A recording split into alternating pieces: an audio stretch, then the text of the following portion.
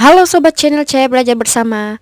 Hari ini channel Cahaya Belajar Bersama akan memberikan contoh soal dan pembahasannya tentang area pendidikan dan penelitian episode 2 dengan materi pokok pembahasan.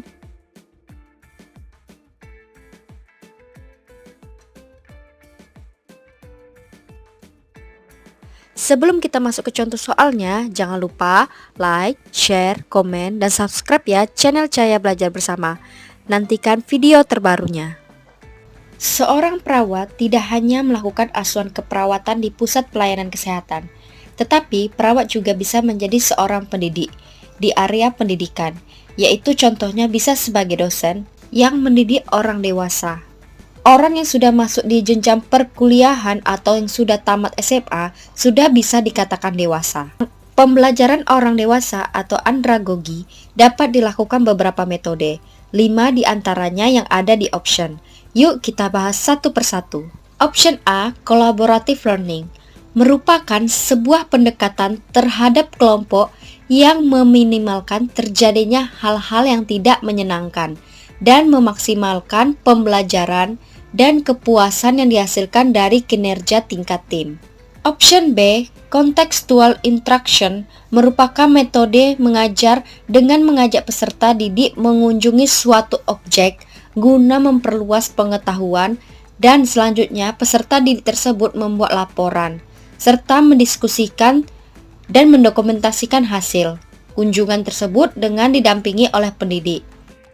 Option C, small group discussion, merupakan salah satu metode belajar yang memberikan kesempatan kepada mahasiswa untuk lebih interaktif dengan menyampaikan ide atau gagasan melalui diskusi terbuka pada suatu topik tertentu yang sedang dibahas, sehingga tiap peserta didik secara aktif memberikan ide atau gagasannya pada permasalahan yang sedang dibahas.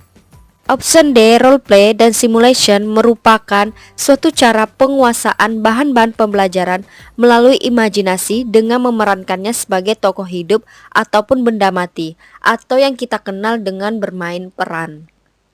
Dan untuk option yang E, discovery learning, ini teknik pembelajaran berbasis penyelidikan dan juga dianggap sebagai constructivities dalam pendidikan. Berarti jawaban yang tepat adalah C, small group discussion, di mana pendidik memberikan kesempatan kepada kelompok untuk lebih interaktif menyampaikan ide atau gagasannya. Lanjut ke soal nomor 2.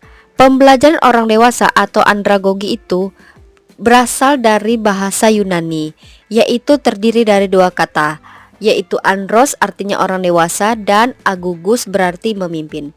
Jadi jawaban yang tepat adalah B, memimpin. Lanjut ke soal nomor 3. Selain metode, ada juga prinsip dari pembelajaran orang dewasa. Kita lihat pada uraian di soal, di mana semua peserta harus terlibat atau mengambil bagian secara aktif. Tanpa mengetahui arti atau maksud dari masing-masing option, kita bisa menjawabnya. Yuk kita lihat optionnya satu persatu. Option A, prinsip kemitraan. Ingat aja kata kemitraan itu adalah kerjasama antara dua atau lebih untuk mencapai tujuan bersama. Berarti option yang A ini kurang tepat ya. Kita lihat lagi option yang B, yaitu prinsip pengalaman nyata.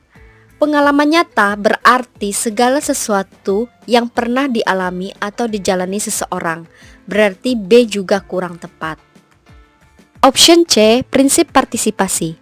Partisipasi berarti ikut serta, berperan serta, atau keterlibatan dalam suatu perencanaan.